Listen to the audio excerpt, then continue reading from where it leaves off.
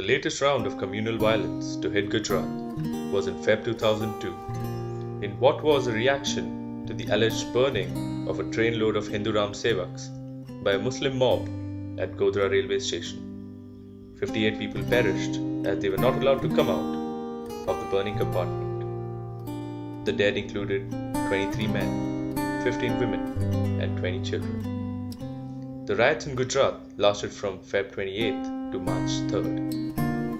151 towns and 993 villages in 16 out of the state's 25 districts were affected by the post-Godhra violence.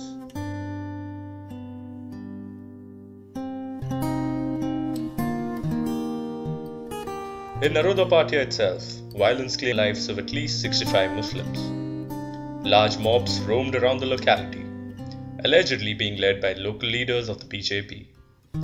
The mob indulged in arson and pelted several houses with stones until the police arrived.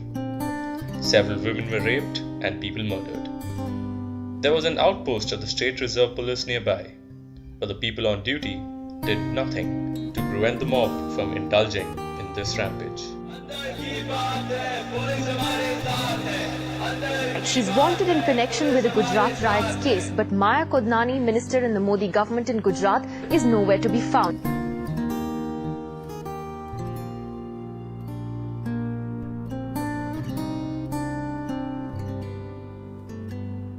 We might feel that such things happen somewhere far away. However, Naroda Patia is closer than you expect.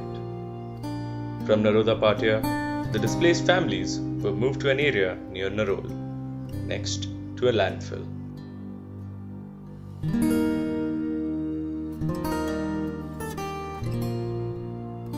सरकार से शिकवा है आज तक, जहाँ पे पूरे अहमदाबाद का कचरा रहता है वहाँ पे हम रहते हैंगे सिटीजन नगर के अंदर। वहाँ का वातावरण ऐसा है कि कई बच्चों को किडनी की शिकायत है, कई लोगों को इतनी जात जात की बीमारी है। Residents of Naroda Patia were mostly daily wage laborers who resided near the place of work.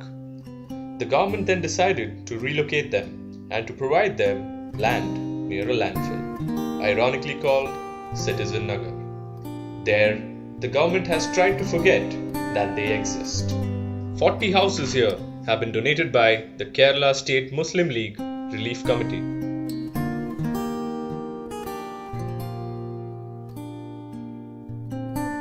There is a waft of stinking garbage in the air, mingled with the smell of burning plastic and chemical overtones. The smell gets stronger as you move closer to this place. You see garbage littered around, rag pickers sorting the piles, stray dogs running around. Not a place you would expect to find a settlement of people.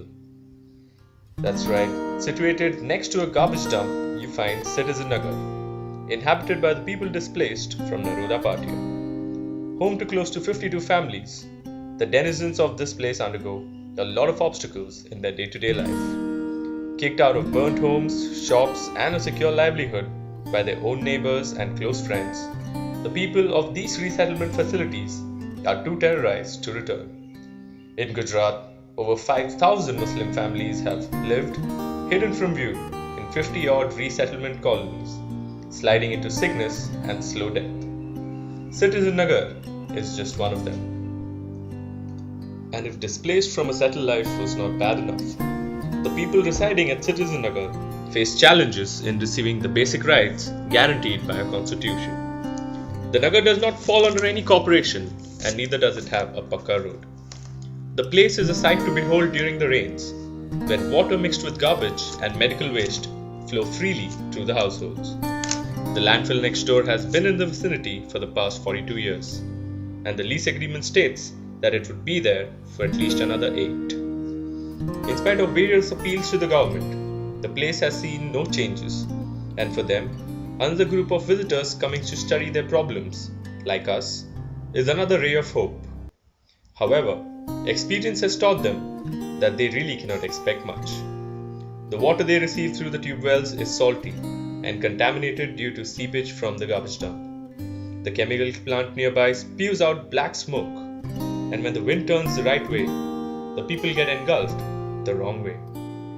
The closest place to find a job is 20 kilometers away, and so is the nearest school. the few literate people in the colony try to educate the children and instill in them a sense of being. The rooms in the colony themselves are shabby cubbyholes. A single 120 square foot room generally houses an entire family or sometimes even more. There is no electricity, water, sewage, health centers, schools, approach roads, lighting, no BPL ration cards, no alternate source of livelihood, nothing.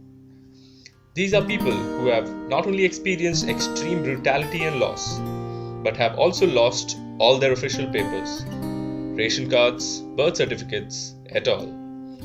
Many of them have been given voter ID cards, but their ration cards have been reissued with their BPL status changed to APL status. This is only one of the many sleight of hands denuding them of their most basic human entitlements. Meet them, visit their homes, and look into their eyes, and you understand what the experience of violent pauperization does to people.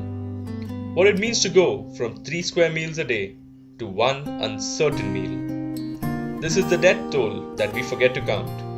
The death that comes slowly, with shrinking stomachs, low immunity, and disease.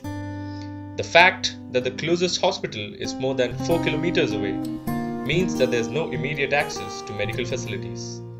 Death en route to the hospital and deliveries inside rickshaws are a common occurrence here.